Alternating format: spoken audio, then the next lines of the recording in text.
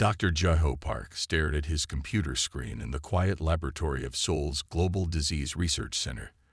The clock on the wall showed 3 a.m., but he couldn't sleep. Something strange was happening around the world, and he needed to understand it. "This makes no sense," he muttered, taking another sip of his cold coffee. The virus samples on his screen showed patterns he had never seen before. They seemed to glow with a faint blue light, something that normal viruses never did. His phone rang, breaking the silence. It was his research partner, Dr. Yun-Woo Lee, calling from the hospital wing.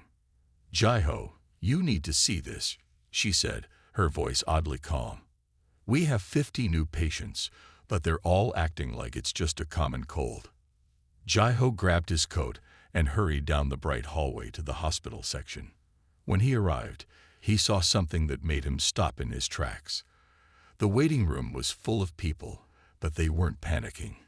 Instead, most of them were on their phones, some were reading magazines, and a few were even sleeping in their chairs. A young woman sneezed, and her skin briefly glowed with the same blue light Jaho had seen in his virus samples. She simply wiped her nose, put on a fresh mask, and went back to watching videos on her phone. "See what I mean?" Yun-Woo said, walking up to him. "They're all infected with this new virus, but their symptoms are mild. Just fever, cough, and this strange glowing effect." Jaiho checked the patient's charts. Their blood tests showed something impossible. The virus was changing and evolving rapidly, but instead of making people sicker, it seemed to be getting weaker. Later that morning, Jaiho sat in an emergency meeting with health officials from around the world. On the large screen, doctors from different countries shared similar stories. In New York, infected people were still going to work, just carrying extra tissues. In London, people were calling it the glowfly flu and making jokes about saving money on night lights. "This virus," Jaiho explained to the meeting, "is like nothing we've seen on Earth. Its structure suggests it came from somewhere else, somewhere not on our planet." The room grew quiet. Then someone laughed. "So we're having an alien invasion?" asked a doctor from Canada. "And our response is to treat it like flu season." "That's exactly what's happening," Jaiho said. "And that's what's so interesting. This virus was probably designed to be deadly, but human bodies are fighting it off like it's nothing special." As if to prove his point, one of the health officials in the meeting sneezed, glowed blue for a moment, and simply said, "Excuse me," before continuing to take notes. Jaiho spent the rest of the day in his lab, studying the virus samples. With each passing hour, more data came in from around the world. Millions were infected, but they were all going about their daily lives. Schools remained open, just adding "remember to cover your mouth when you glow" to their health guidelines. Restaurants started offering glow-in-the-dark dinner specials. As night fell again, Jaiho looked out his laboratory window at the city of Seoul. The streets were full of people, some of them occasionally glowing blue as they walked. Street vendors were selling anti-alien soup alongside their regular foods. Everything was normal, yet completely not normal at the same time. His computer beeped with an alert. New satellite images showed something large approaching Earth. Whatever had sent this virus was coming to check on its work. Jaiho smiled as he watched another patient walk past his window, glowing briefly before pulling out hand sanitizer. "Welcome to Earth," he said quietly. "Sorry, but we've had a lot of practice with this sort of thing." Captain Hae-Nul Kim stood at the military command center in Daejeon, watching the massive screens on the wall. The object approaching Earth had grown larger over the past 12 hours. It was clearly a spacecraft, and it was heading straight for them. She checked her temperature monitor, still showing a slight fever from the alien virus. Like millions of others, she kept working despite being sick. The soft blue glow that occasionally spread across her skin had become just another part of life. "Captain, we're receiving a transmission," her assistant said, handing her a tablet. The message was simple but clear. "Your species should be nearly extinct. Prepare for our arrival." Hae-Nul took a sip of her cold medicine and typed back, We're still here. Traffic is a bit heavy today, though, so you might want to pick a good parking spot. In the research wing next door, Dr. Yunwoo Lee was making an important discovery. He called He Newell to his lab, where dozens of screens showed virus samples and DNA analysis. "Look at this," he said, pointing to a complex diagram. "This virus was engineered. It's supposed to attack our nervous system and shut down our organs. But instead," he sneezed, glowed blue for a moment, and continued, "Instead, it's just giving us the sniffles." He Newell looked at the data. "So this was meant to be a weapon?" "Yes," Yunwoo replied. "A perfect weapon against most forms of life. But human bodies are different. We're messy, unpredictable. Our immune systems have fought off so many diseases over thousands of years that we've become incredibly adaptable." The building shook slightly as the alien ship entered Earth's atmosphere. On the screens, they could see it, a massive dark vessel shaped like an arrowhead, hovering over the Pacific Ocean. Military forces worldwide were on high alert, but most people just checked their phones for traffic updates around the alien ship. News channels reported on the invasion between commercials for cold medicine and blue light filtering glasses. He Newell organized an emergency meeting with global military leaders. As they gathered in the command center, someone sneezed, starting a chain reaction of blue glows around the room. The military leaders simply wiped their noses and continued their discussion. "They called it Project Stellar Fall," He Newell explained, showing the decoded alien messages. "They expected us to be devastated by now, weak and unable to resist. Instead, we're treating their apocalyptic weapon like a seasonal flu." The alien ship sent another message. "Your civilization should have crumbled. How are you still functioning?" One of the generals replied while taking cold medicine. "It's called having a good healthcare plan and sick days. Also, masks. They help a lot." Dr. Lee joined the meeting with more test results. "Their virus is actually making our immune systems stronger," he explained. "Each time it tries to adapt, our bodies learn from it. We're becoming more resistant by the hour." The room fell quiet as a new message appeared on the main screen. The aliens wanted to send representatives to understand how humans had survived. They seemed confused and slightly worried. He Newell looked around the room at her colleagues, some glowing, some sniffling, all still working efficiently. She typed a response to the aliens. "We'll prepare a meeting room. Please bring your own hand sanitizer. It's cold season."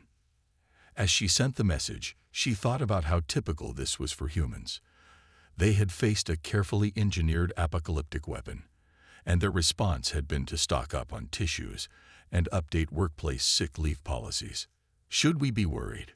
one of the junior officers asked her. He Newell smiled, took another cold pill, and said, "I'm more concerned about missing my dinner reservations. Alien invasion or not, I hear the new Korean alien fusion restaurant downtown is getting great reviews." Research assistant Mira Kang worked late into the night at the Global Disease Research Center.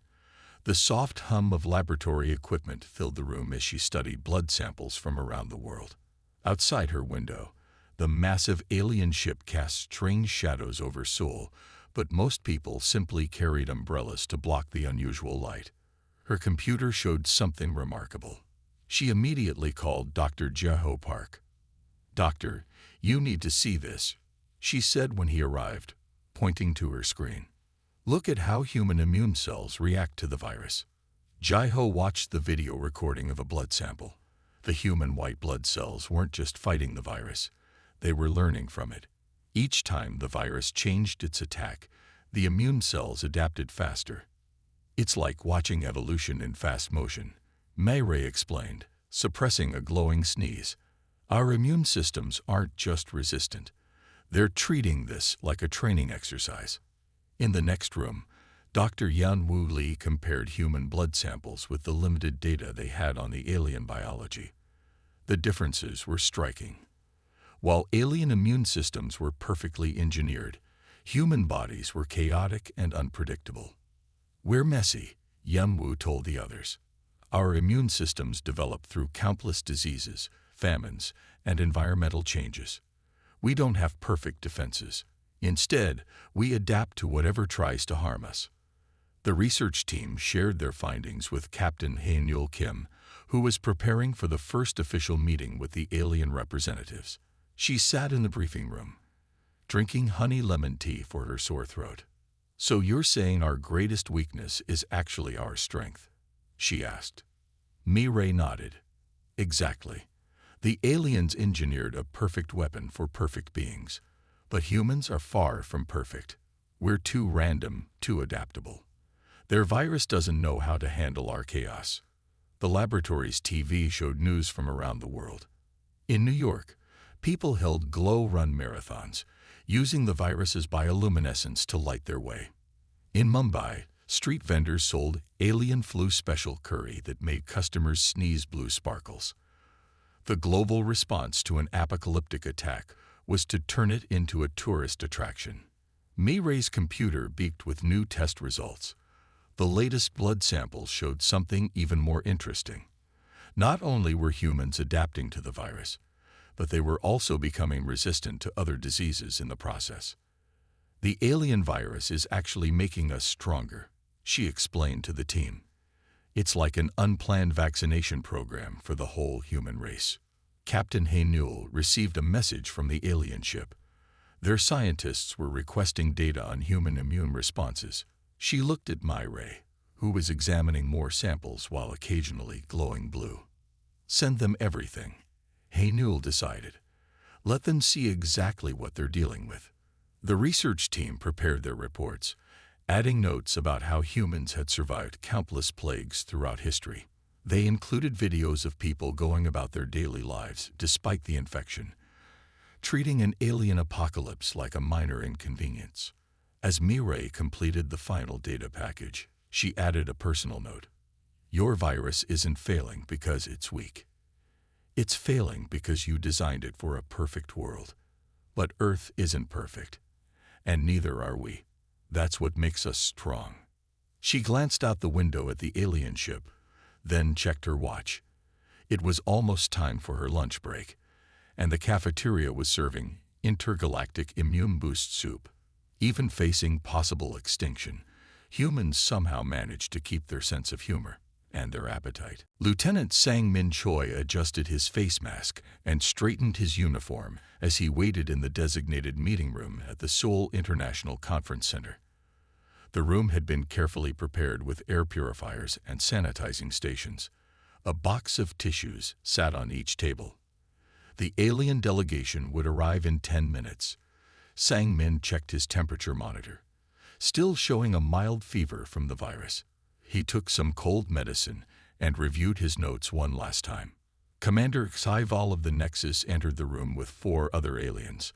They wore environmental suits that made them look like tall silver trees. They moved with perfect grace, but stopped abruptly when they saw the humans in the room casually dealing with their bioweapons effects. "You requested this meeting," Sang-Min said politely, then paused to sneeze. His skin glowed blue for a moment. "Excuse me, would you like to sit down?" Sci-Fi's translator conveyed their response. "You should not be able to stand. Our weapon was designed to devastate your nervous system." "Yes, we got your report about that," Sang-Min replied, offering them the meeting agenda. "We have added it to our medical records under seasonal infections. Would you like some water? Tea, perhaps?" Dr. Jae-ho Park entered the room with Captain Hae-Nul Kim. They carried tablets showing the latest global health data. Around the world, humans continued their daily routines. The only real changes were increased tissue sales and a new fashion trend for glow-in-the-dark clothing. "Your species continues to perplex us," Tyval said. "We studied your history before launching our attack. You have no genetic engineering, no immune system enhancement programs. You are completely natural. How do you resist?" Hae-Nul displayed a graph showing human disease survival rates throughout history. "We have faced countless plagues, viruses, and bacterial infections. Each one tried to kill us. Each one made us stronger. We don't have perfect immunity. We just adapt really well." The aliens watched in confusion as a group of tourists outside the window took selfies with their ship in the background. Some were deliberately sneezing to create glowing effects in their photos. "You have turned our ultimate weapon into a tourist attraction," one of the alien scientists noted, their voice showing a mix of horror and fascination. "Humans are good at adapting," Jai-Ho explained. "Not just biologically, but socially too. Give us a crisis, and we will find a way to live with it. Maybe even make jokes about it." Sang-min pulled up news feeds from different countries. Restaurants advertised alien flu special discounts. Schools had added proper glowing etiquette to their health classes. A famous K-pop group had released a new song called "Shine Bright Like a Virus." "Your civilization was supposed to collapse," Tyval stated. "Instead, you created merchandising opportunities." Speaking of which, Hae-Newell added, checking her phone, "Our marketing department would like to discuss licensing rights for your bioweapons genetic sequence. Several pharmaceutical companies are interested in developing it into a natural mood lighting supplement." The aliens conferred among themselves, clearly struggling to understand how their carefully planned apocalypse had turned into a minor inconvenience and potential business opportunity. Sang-min smiled behind his mask. "Perhaps we should discuss a different approach to diplomatic relations, one that doesn't involve biological weapons." He paused to use some hand sanitizer. "We could start with cultural exchange. There's a new fusion restaurant downtown that's already serving dishes inspired by your arrival." Dr. Jai-Ho Park sat in his laboratory, studying the latest test results. The morning sun cast long shadows through the window, and the alien ship's reflection created patterns on his computer screen. He had been working all night, and what he discovered changed everything. Research Director Sun-Hee Baek entered the laboratory, carrying 2 cups of coffee. She placed one next to Jai-Ho and looked at his screen. "You found something," she said. It wasn't a question. "Yes," Jai-Ho replied, pulling up several images. "Our antibodies don't just fight the virus. They can affect the Nexus aliens themselves."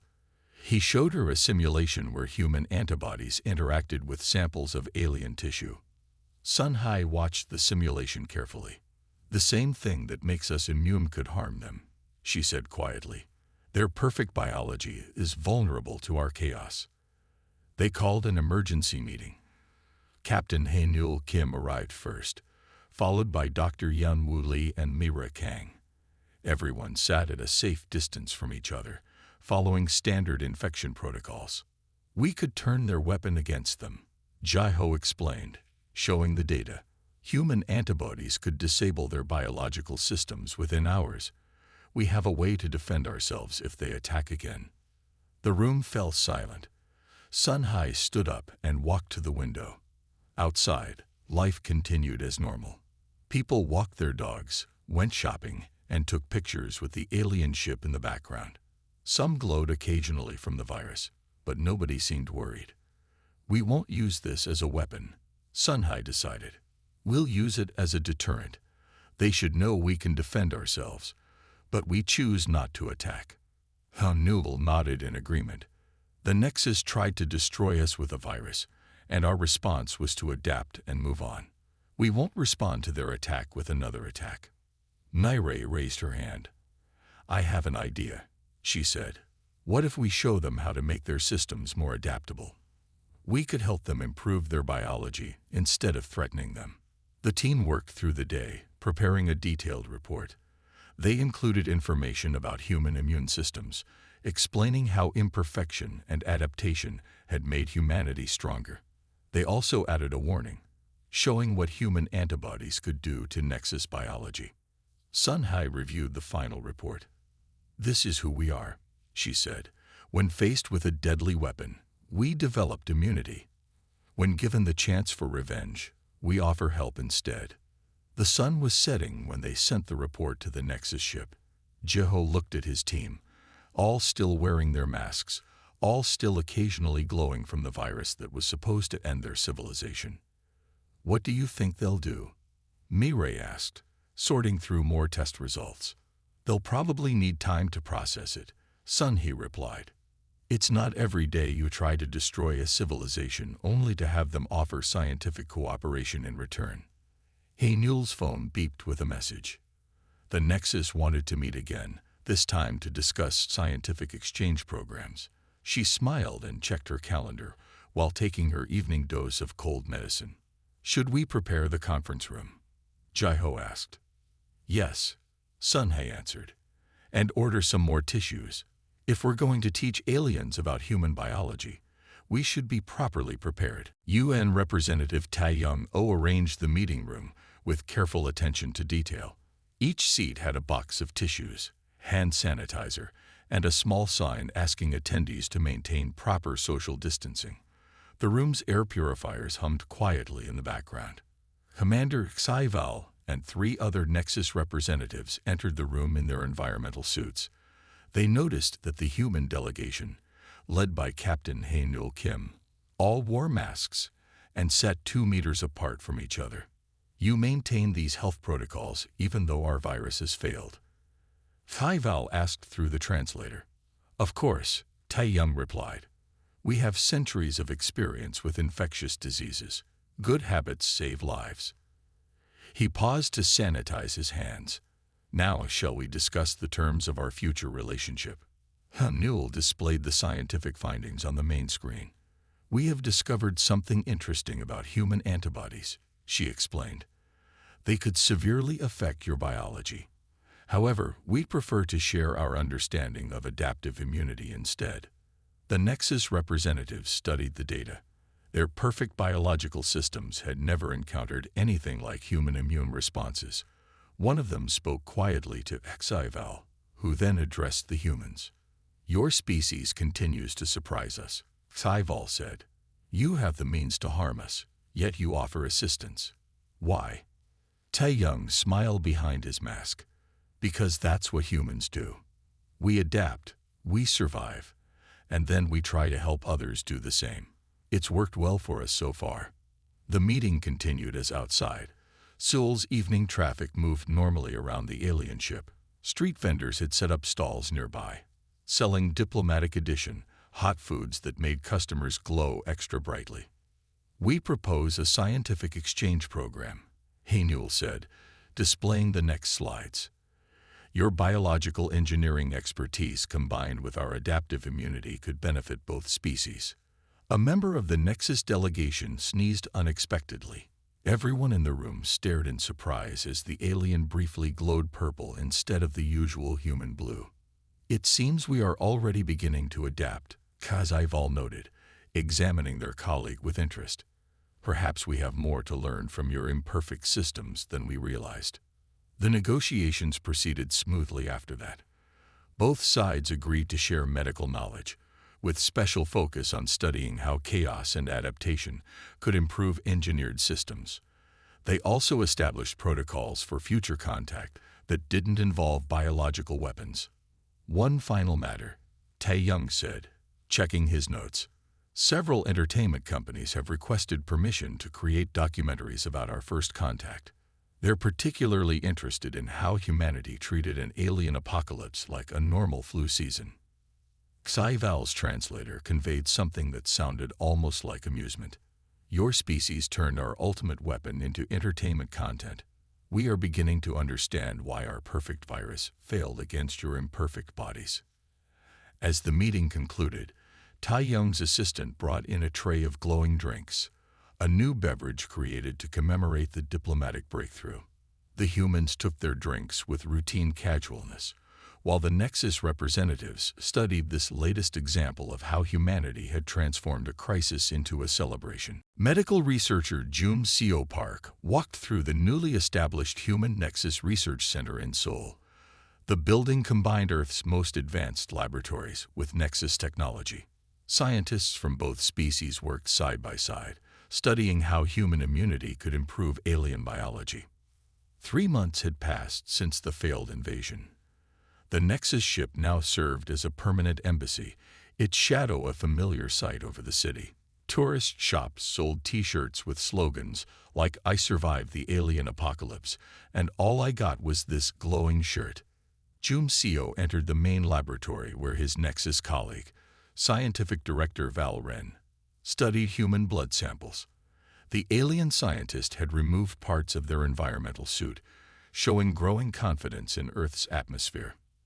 "Your white blood cells continue to fascinate me," Val Wren said through their translator. "They have no standard pattern, yet they work more effectively than our engineered immune systems." Juncio adjusted his microscope. "That's because they evolved through trial and error," he explained. "Each disease we survived made them stronger and more adaptable. Sometimes the best solutions come from chaos." In the adjacent room, Dr. Jai-Ho Park and Captain Hae-Nul Kim hosted a delegation of Nexus medical officers. The aliens watched with interest as humans demonstrated basic health practices like wearing masks and using hand sanitizer. "Your species treats all potential threats this way," one of the Nexus officers asked. "Even minor infections." "We learned these habits the hard way," Hae-Nul replied, showing historical records of Earth's past pandemics. "Each outbreak taught us something new. We survived because we adapted not just biologically, but culturally too." The Nexus scientists had made their own fascinating discovery. Their purple glow, first observed during the negotiations, had spread through their population. Their perfect biology was beginning to show signs of adaptation, influenced by exposure to human immune responses. Juncio worked late into the evening, analyzing the latest test results. The virus that was meant to destroy humanity had become a bridge between species. Humans had not only survived it, but had used it to help their former enemies evolve. "I still don't understand," Val Wren said, examining culture samples. "When we attacked you with a biological weapon, your people treated it like a minor inconvenience. When you discovered how to harm us with your antibodies, you offered help instead. Why?"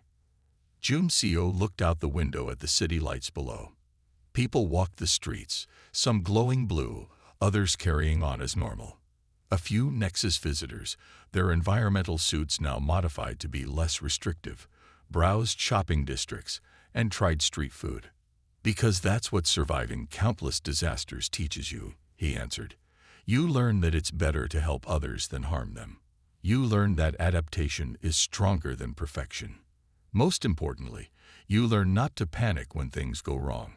A group of school children passed by the laboratory windows, pointing excitedly at the alien scientists inside. Some of the children glowed blue from the virus, while others waved at the purple glowing Nexus researchers. "Your children are not afraid of us?" Val Wren asked, watching them pass. "They're more interested in trading glowing selfies with you," Juncio replied with a smile. "To them, you're not invaders anymore. You're just new neighbors who happen to glow a different color." 1 year after the Nexus arrival, Dr. Jai-Ho Park sat in his office at the Global Disease Research Center, finishing his final report on what historians now called the glowing incident. Through his window, he could see the Nexus embassy ship, its surfaces now decorated with Earth's art and culture. The report on his screen told a remarkable story. What began as an attempted extinction had become one of humanity's greatest achievements in medical science. The virus that was meant to destroy them had instead brought two species together. Mirai Kang entered his office, carrying new test results. "The latest numbers are in," she said, placing the files on his desk. 98% of humans have developed complete immunity to the virus. The remaining 2% just get mild sniffles. Jai-Ho nodded, adding the data to his report. "And the Nexus adaptation program. Even better than we hoped," Mirai replied. "Their bodies are becoming more resilient. They can now spend up to 6 hours outside their environmental suits. Some of them have even caught human colds and recovered naturally."